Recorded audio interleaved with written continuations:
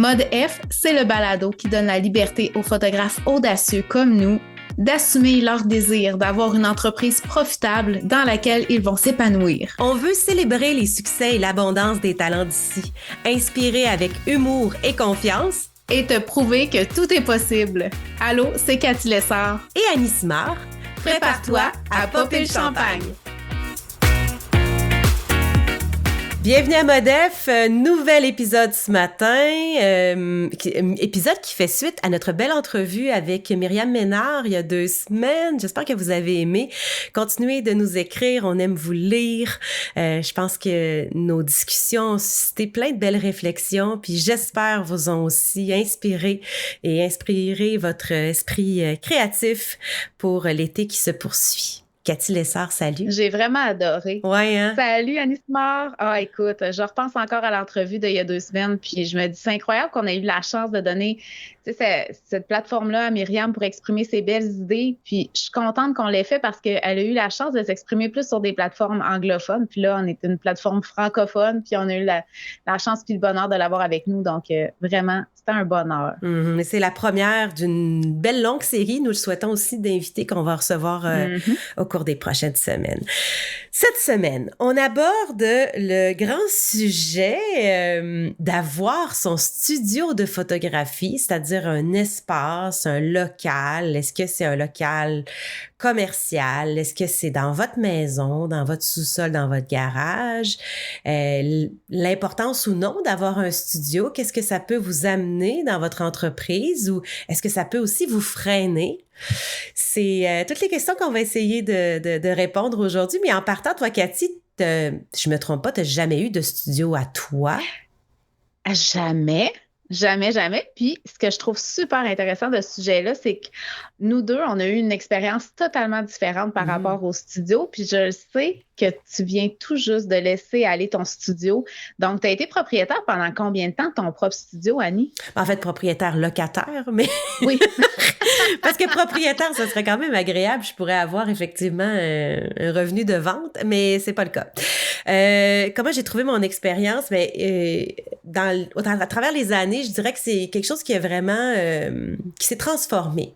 En tout début de carrière, au moment où je me souviens encore que j'ai mis mon nom sur l'affiche, là, sur la devanture. C'est une espèce d'accomplissement, c'est une belle fierté, c'est le sentiment aussi d'être rendu à cette étape-là. Le syndrome d'imposteur, tu sais, ça me nuise aussi parce que là, tu dis crime, j'ai ma place d'affaires, je me sens légitime, je me sens encore plus professionnelle. En tout cas, moi, c'est comme ça que je le voyais, alors que, tu sais, regarde, tu vois, t'as jamais eu de photo de studio, puis je te considère pas comme étant moins professionnelle que moi. C'est peut-être pour ça que j'ai encore un syndrome de l'imposteur de temps en temps qui pop. Là. Il manque juste une porte avec mon nom, puis je vais être... Voilà, c'est tout ce qui te manque. Ben ouais. Je vais être libre.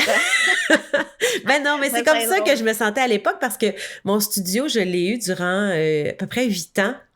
Puis comment ça s'est présenté à moi, c'est que au départ, c'est un espace que je louais à une collègue photographe, Julie Gagnon, qui maintenant ne fait plus de photographie, mais avait son espace, puis je louais de temps en temps vraiment à la pièce. À un moment donné, je me suis dit, il me semble que j'aimerais ça faire un peu plus, et on a déterminé une espèce de collaboration où j'avais une banque d'heures par mois, une fin de semaine sur 2, avec un montant fixe à payer, puis ça m'a aussi... Donc, tu n'as pas commencé avec la pleine responsabilité sur tes épaules. Là. De ce que je comprends, il y a comme une transition à dire, elle a ouvert la porte à pouvoir t'accueillir quelques heures par mois. Ouais. Puis, tu n'as pas eu à avoir la responsabilité tout de suite de tout payer pour avoir un espace. Tu l'as essayé, comme tremper ton gros orteil dans une piscine. 100%. Puis je pense que ça a été la clé du succès dès le départ parce que j'étais capable de valider si c'était vraiment un besoin et si j'étais capable de combler financièrement le tarif. Tu sais, l'investissement que ça me coûtait, est-ce que pour moi c'était un espace qui m'inspirait, de tout un peu jouer avec la lumière de cet espace-là aussi, parce que quand on est un photographe en lumière naturelle, la lumière c'est important. Est-ce que l'espace m'inspire? Est-ce qu'il y a des trucs qu'on peut modifier? La grandeur, la hauteur des plafonds? Bref, j'ai comme pu tout expérimenter ça. Et c'est sûr qu'au début, là, quand je me suis engagée à payer montant par mois. C'était un peu stressant parce que là, ça commençait. Puis là, je me disais, hey, là, il faut que minimalement, je couvre ces frais-là. Puis je me suis rendu compte que, ben, en ayant une espèce d'obligation aussi de payer et d'utiliser cet espace-là, je devais créer des opportunités, je devais créer des événements. C'est à ce moment-là que j'ai sorti l'événement Sexy Sweater que j'ai fait durant plusieurs années, qui m'a vraiment aidé puis propulsé dans le volet boudoir de mon entreprise, où j'ai commencé à faire plus aussi de portraits d'affaires. Puis là, ça roulait bien. Puis à un moment donné, Julie a décidé de laisser aller son bail. Elle avait terminé son bail, puis elle ne voulait pas renouveler et elle m'a offert de reprendre le local si je le souhaitais. Puis moi, c'était parfait parce que le local était aménagé. Puis ça, si éventuellement vous cherchez, là, vous êtes dans l'exploration de la location d'un espace commercial, je vais tout de suite vous dire que juste faire l'aménagement locatif, ça veut dire poser des nouveaux planchers, monter une salle de bain si c'est pas fait, ajouter des rideaux. Hey, ça monte vite, là. C'est fou, parce qu'en commercial, tu peux pas faire ça toi-même non plus. En théorie, tu peux pas non plus même peindre les murs. Dans un local commercial, en théorie. En théorie, clin d'œil. Tu dois faire appel à des professionnels qui sont membres RBQ. Fait que, tu sais, ça fait que la facture peut monter vraiment très rapidement juste pour aménager un petit local. Tu sais, mon studio, moi, avait 650 pieds carrés à peu près, ce qui est pas énorme, là, mais ça monte vite. Fait que quand Je trouve ça intéressant parce qu'on peut considérer juste avoir un montant X à payer par mois, mais il y a plein d'autres frais auxquels il faut penser autour. C'est quelque chose auquel on ne pense pas nécessairement d'emblée. Donc, on magasine en se disant, j'ai de la place pour ajouter peut-être 3 séances à mon horaire par semaine. Donc, on calcule environ qu'est-ce que ça peut nous faire comme revenu, qu'est-ce qu'on peut ajouter comme dépense. Mais au final, tu te fais surprendre par des frais comme ça auxquels tu n'as pas pensé. Là, on pense aux frais d'aménagement. Y a-t-il d'autres frais qui sont en lien avec l'utilisation d'un local comme ça, la location? C'est sûr. En ce qui me concerne, l'électricité, c'est sûr. Ouais. Il y a des locaux qui sont très, très bien isolés. Il y en a d'autres qui le sont un peu moins. Il s'agit que tu sois directement sur la dalle de béton, comme c'est mon cas. Donc, il y a rien en dessous qui chauffe le local par en dessous. Donc, ça prend quand même des frais. Est-ce que t'es... Oui, c'est ça. Est-ce que t'es sur un coin de bâtisse? C'est mon cas. Et mon local donnait vers le nord. Donc, il y a presque jamais de soleil qui réchauffe la pièce aussi. Il y a d'autres locataires en arrière et sur le côté. Ça aide un peu à garder comme l'espèce de température-climat. Donc, c'est ça. L'électricité, c'en est un. Après ça, Internet. Est-ce que tu vas travailler, là? Puis, je t'annonce que tu peux pas avoir ton forfait, là, résidentiel dans un local commercial. Tu es zoné commercial. Donc, il faut absolument que tu aies un plan à faire pour Internet. Et ça, ça monte très rapidement. En ce qui me concerne, moi, j'avais trouvé des petites un petit tour de passe-passe. Là. Je t'explique, puis c'est légal. Oh, j'empruntais pas le Wi-Fi. Non, j'empruntais pas le Wi-Fi. En plus, Annie, là, t'es tellement by the book, donc j'imagine que t'as trouvé une solution qui est légale. C'est 100% légal. Les lois, c'est pas ton genre. Pas mon genre. Non, je dors sur mes oreilles, j'aime ça. C'est que je partageais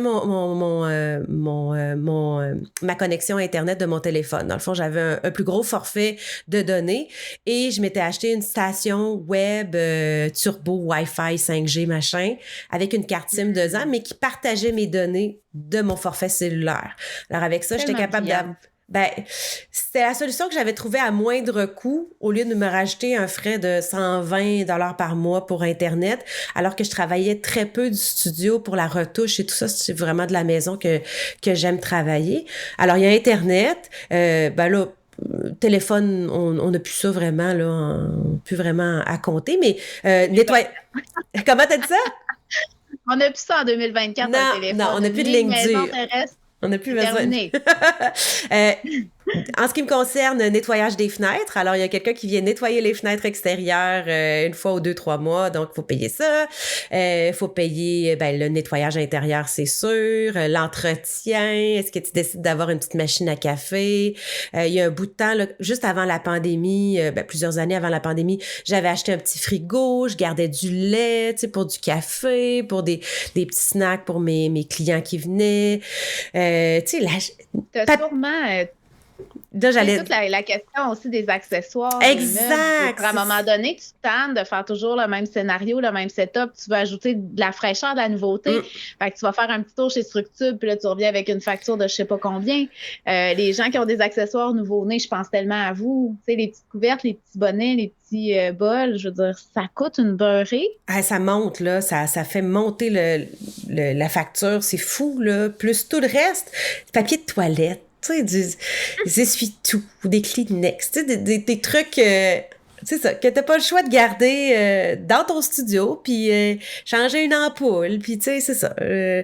Payer pour avoir un air climatisé, parce que là, tu te rends compte que crime, il fait chaud dans ton local si t'as pas d'air climatisé, tu sais. Fait qu'il y a comme plein de trucs qui viennent en lien avec ça, puis ça, on n'a même pas passé à côté de si ton local commercial est dans une bâtisse où là, tu vas avoir des frais de bâtisse, des frais d'entretien, fait auquel peut s'ajouter un facile, là, 150, 200 $ par mois juste pour payer, tu sais, le déneigement, l'entretien du stationnement, le ménage dans les couloirs de ta bâtisse commerciale.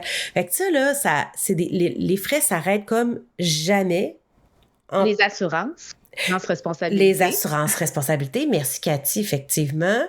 Alors, tout ça combiné, il faut que tu sois capable de dégager minimalement un profit de ça. Tu sais, tu peux pas juste être break-even dans tes frais versus tes revenus. Donc, c'est vraiment une super bonne question à se poser, là. Est-ce que tu en as vraiment besoin, comme dirait Pierre-Yves Métuin? Non, mais je pense que c'est une réflexion à avoir, puis c'est une réflexion à se poser dans le cadre où est-ce qu'on veut voir quel type d'entreprise on va avoir, dans laquelle on veut évoluer. Ça se peut que ça fasse vraiment partie, dur comme fer, de ta vision d'avoir un studio. Puis je pense que notre idée aujourd'hui, c'est vraiment pas de vous dissuader. C'est juste de prendre conscience de toutes les dépenses auxquelles tu fais face, justement, on pourrait dire, dans ton aventure studio. Ouais. Est-ce que aujourd'hui, tu sais, qu'est-ce qui motive ta décision justement de laisser aller? C'est probablement que ça valait plus la peine versus ce que tu veux faire par rapport à ton entreprise puis quel service tu veux développer. Donc, c'est juste de se poser la question. Des fois, on peut avoir l'envie, l'impulsion d'avoir un studio pour avoir un petit peu la crédibilité qui vient avec ça, puis le fait d'avoir une porte. Mais est-ce que vraiment ça va te servir? Si tu es une photographe lifestyle qui veut être à l'extérieur en lumière naturelle, ben ça se peut que pour toi, la réponse ce soit non.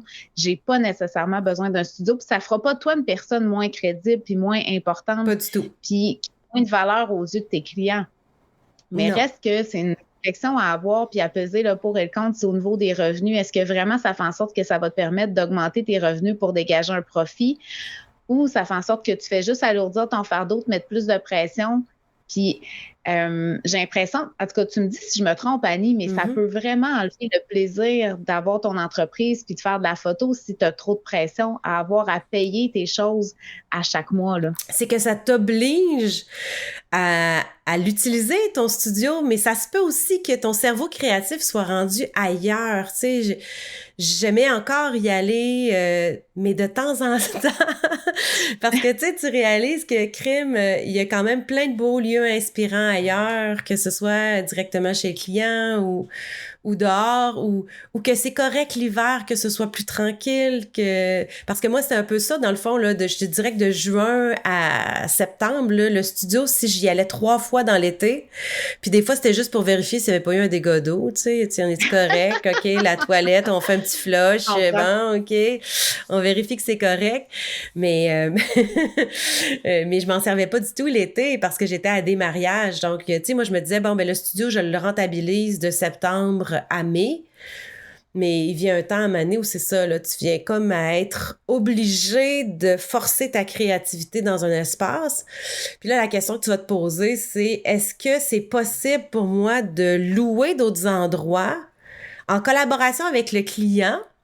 Parce qu'il y a plein de photographes qui font ça aussi, qui ne louent que des espaces en fonction des besoins. De ces photographes. Et voilà, ça peut être une chambre d'hôtel, ça peut être une collaboration avec un autre lieu, d'autres studios. Il y en a sûrement un à proximité de chez vous ou dans votre coin. Probablement des photographes qui apprécieraient le louer à d'autres gens. Ça fait des revenus supplémentaires. C'est pas compliqué nécessairement si vous êtes respectueux des espaces. C'est sûr que ça pourrait être le sujet d'un autre balado, mais c'est sûr que quand on loue un espace, on le remet dans la condition à laquelle il nous a été donné, et puis on fait un petit Moi, je vais faire un ménage. point d'honneur. Ben Tu sais, oui. je veux dire, si ton besoin est ponctuel d'avoir un studio puis un espace intérieur pour répondre à la demande de quelques clients ici et là dans ton année, moi, je le fais. Puis, entre autres, tu sais, je loue Espace en 01 que j'aime beaucoup à Québec. C'est certain que tout ce qui est en place quand j'arrive, je le remets en place quand je pars. Le fait de ne pas laisser non plus de tâches, de faire attention aux équipements de l'autre photographe, c'est juste, je pense que c'est la base. Bon, c'est le savoir-être de base, oui. Exactement. Fait que moi, j'ai répondu à mon besoin comme ça, puis je sais qu'on a déjà eu l'opportunité. En fait, c'est cute parce que tu m'as déjà ouvert la porte un peu comme Julie a fait pour toi là, au début. C'est vrai. Puis tu vois, au final, dans mes réflexions, c'était de me dire, ben écoute, moi, sincèrement, en studio, vraiment, d'avoir un besoin d'un client, ben ça revient peut-être à 5 à 10 fois par année, gros max, que j'ai un besoin d'avoir un espace pour pouvoir faire quelques photos à l'intérieur, qui n'est pas l'intérieur chez mes clients, qui n'est pas une salle de réception.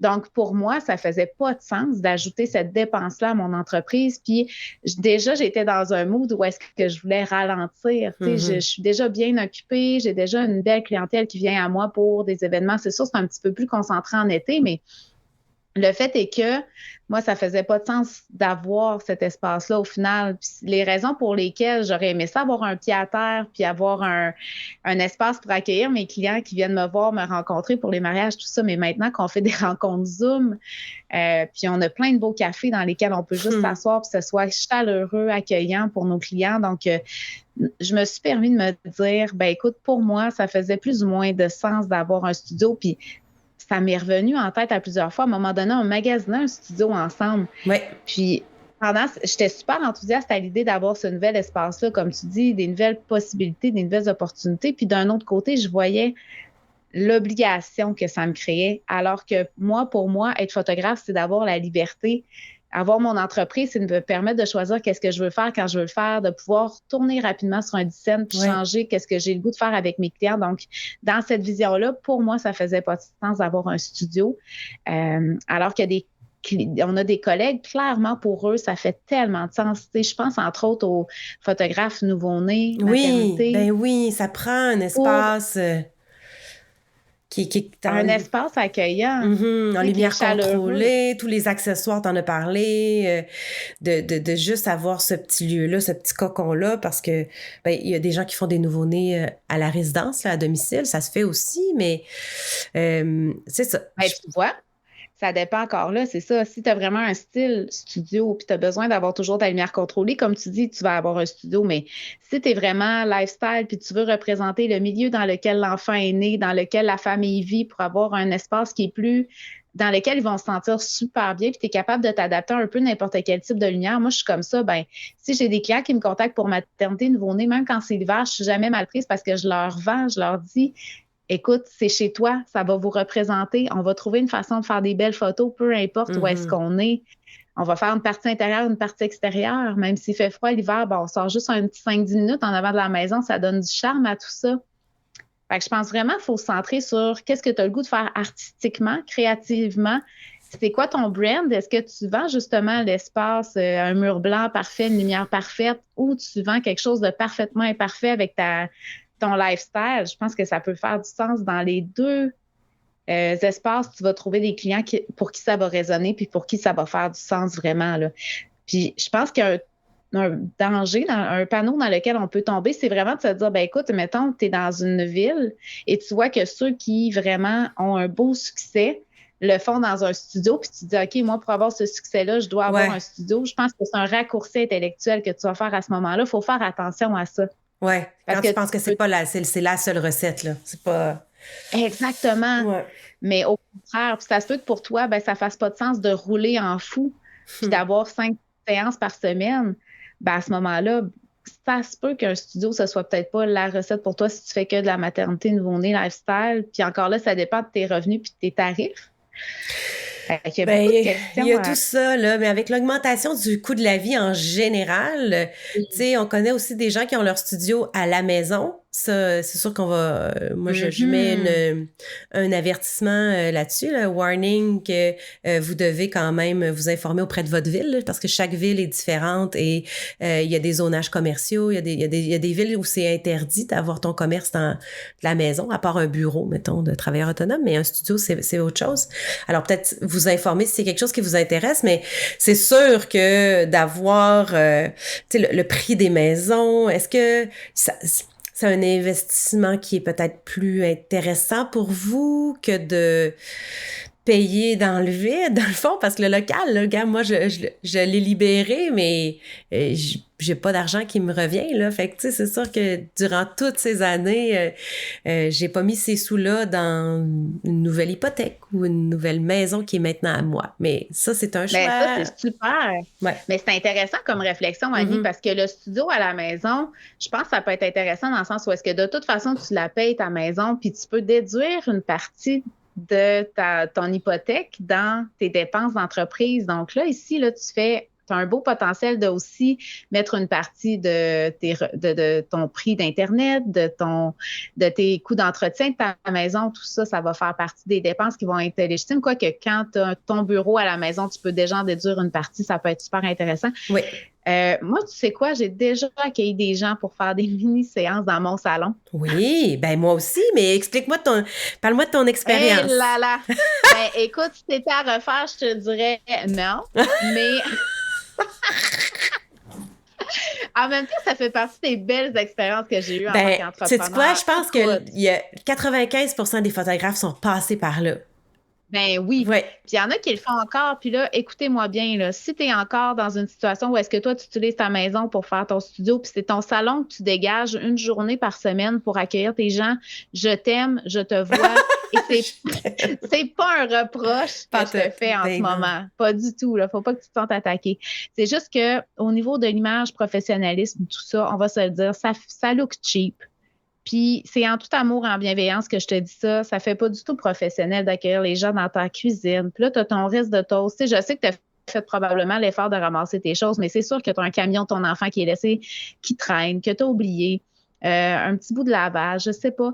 C'est certain qu'il y a des choses qui sont apparentes. À moins que tu aies une entrée individuelle. Il y en a qui ont ça, puis ça, c'est génial, là. C'est ça. Je pense que si tu as un studio à la maison, entrée individuelle dans une pièce qui Oui. est vraiment à part, tu t'assures de ne pas voir le reste de la maison. Tu gardes ton espace personnel pour faire la ligne entre le personnel et le professionnel. Hmm. Je pense que c'est la base pour penser à avoir un studio à la maison.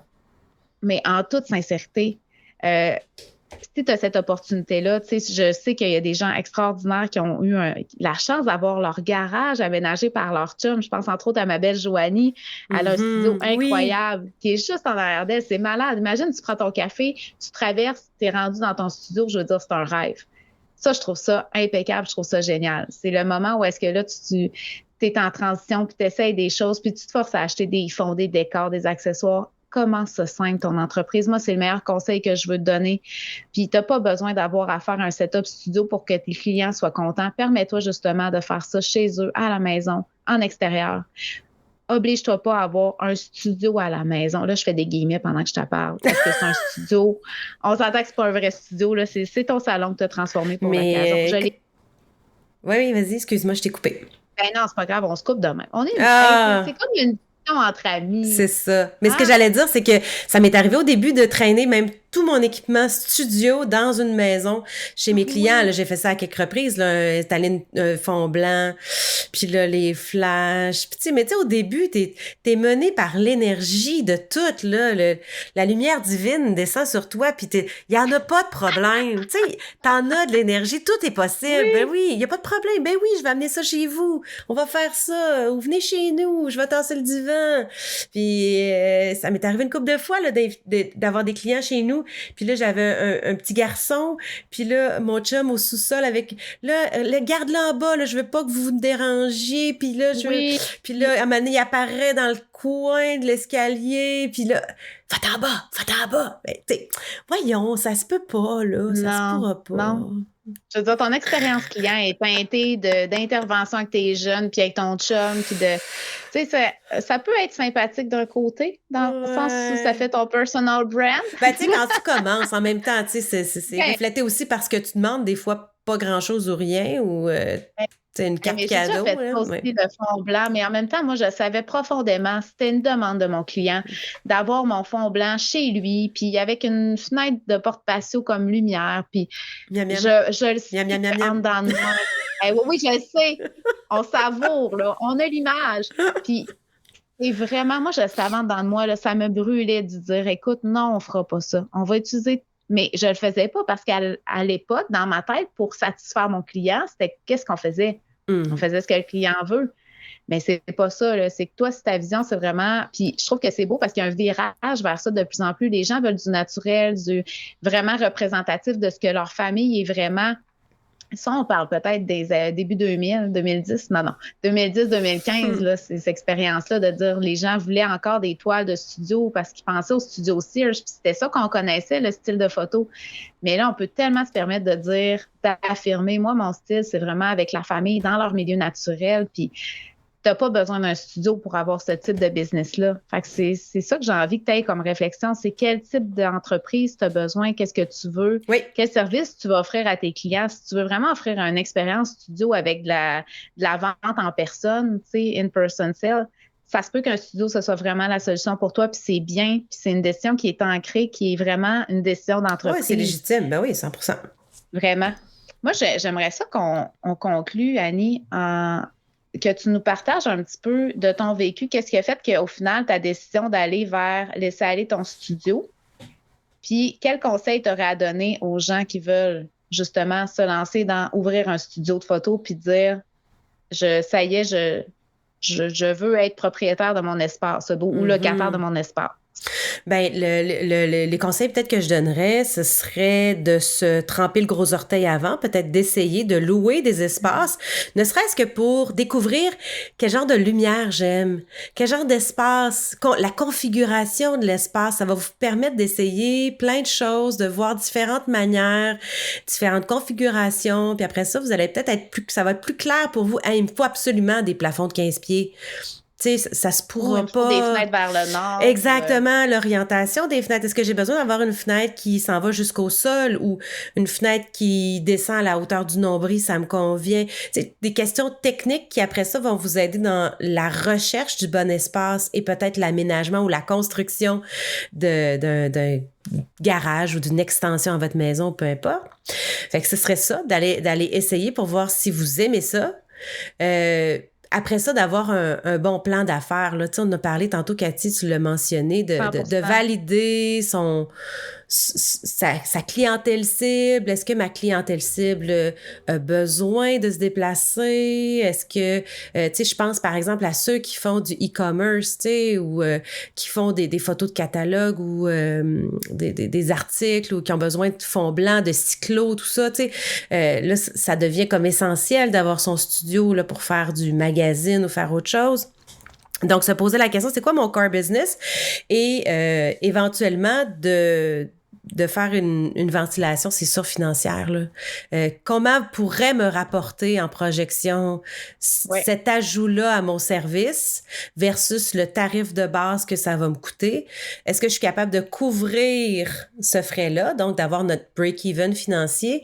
Et c'est sûr de se dégager un profit pour se motiver, parce que si tu fais juste ton break-even, tu vas te motiver, puis c'est exactement ce qui se passe, et j'arrive à ta première question. Qu'est-ce qui m'a amené à cette décision-là? C'est que pour moi, c'est que mon propriétaire venait de m'annoncer une augmentation substantielle de mon loyer. On parle de 32% d'augmentation. Ouais. Fait que ça te pousse à réfléchir un peu plus intensément. C'était une réflexion qui était dans ma tête depuis, je dirais, à peu près 3 ans, où je me disais, est-ce que c'est vraiment justifié que j'aille un studio? Oui, mais j'aime vraiment avoir ma place d'affaires. J'aime avoir mon adresse sur mon profil Google. J'ai pas envie de taguer ma maison. Je suis contente d'avoir mon lieu. Ça me permet aussi de faire des séances boudoir, de pas aller à l'hôtel ou chez les clients.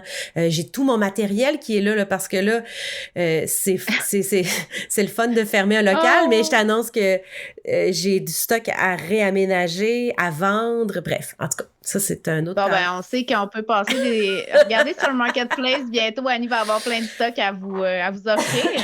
Mais je trouve ça tellement le fun que tu nous en parles puis que ton vécu t'a passé par là, tu sais, Ouais. puis il y a vraiment une notion de décision que tu as prise. C'est pas juste de se dire t'es tout fait, tu sais, ou non, c'est vraiment rationnellement, ton revenu égalait pas l'augmentation. Non, T'allais plus exactement. dégager autant de profit. Fait que pour toi, ça faisait du sens de laisser aller ta place, là. Exactement. J'étais déjà presque semi-break-even, je te dirais, là. Tu sais, je dégageais un petit peu de profit, mais c'était comme... Mais là, l'augmentation a comme fait, non, là, ça se pourra pas. Je pourrais pas avoir du plaisir à être là, puis avec cette augmentation-là. C'est ce qui a fait aussi que dans les dernières années, Cathy t'en a parlé tantôt, tu sais, je t'ai contacté, on a contacté d'autres amis photographes pour éventuellement trouver un nouvel espace où là, je me disais, ben, on dirait que ça me dérangerait pas de garder un peu ce que je paie actuellement, mais de le partager avec d'autres pour avoir quelque chose de plus grand, qui me donnerait des options différentes, qui brasserait un peu ma créativité, qui viendrait un peu brasser les cartes. Ça, c'était quelque chose qui m'emballait. Ben non, finalement, on a choqué. Finalement, vous m'avez tout laissé là en plan.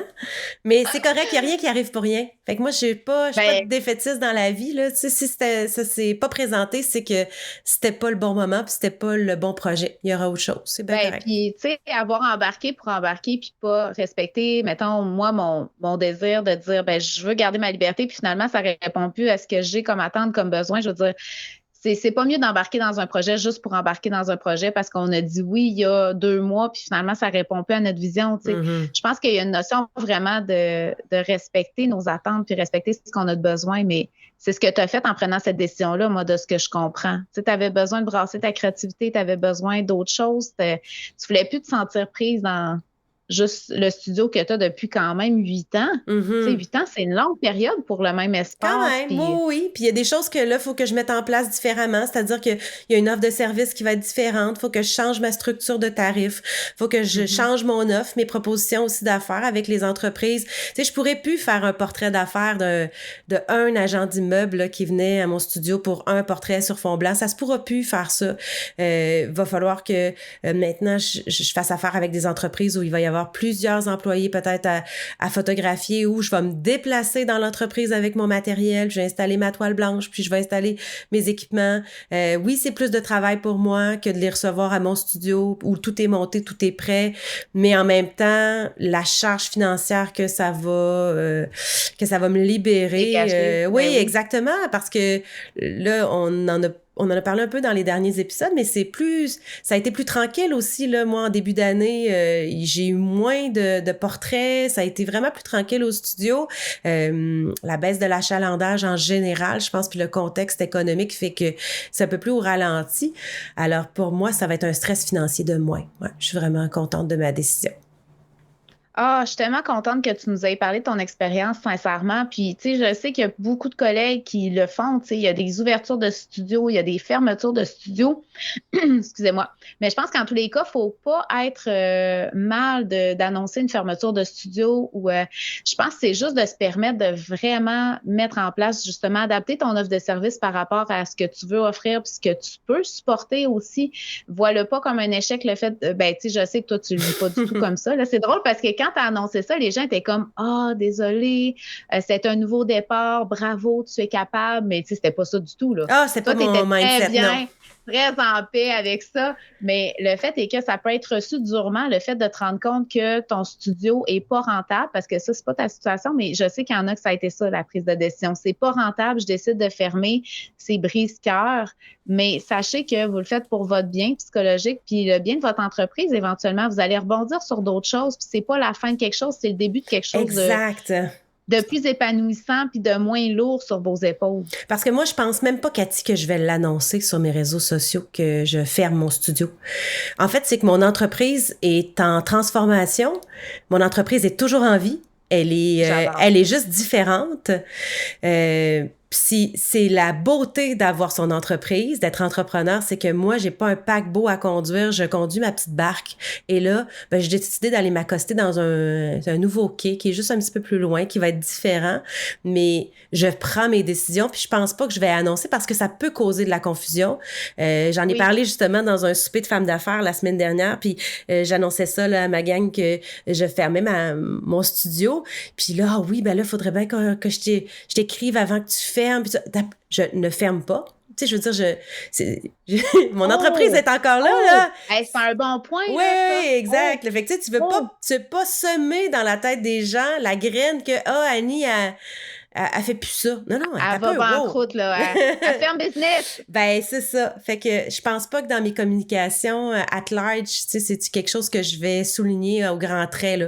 Ça va être un one-on-one quand les entreprises, mes clients vont me contacter, des gens avec qui je travaille depuis des années, tu sais, mon modèle d'affaires a changé, tu sais, j'ai plus mon studio, mais je me déplace en entreprise, ça me fait vraiment plaisir. Puis là, ça sera à moi de leur communiquer ma nouvelle façon de travailler. Mais je pense que c'est important. Bon. Ouais.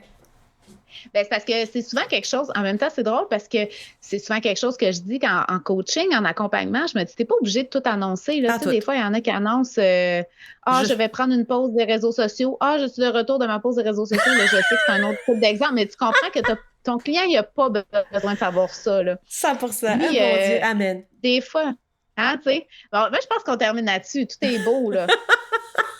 Merci tellement d'avoir été là.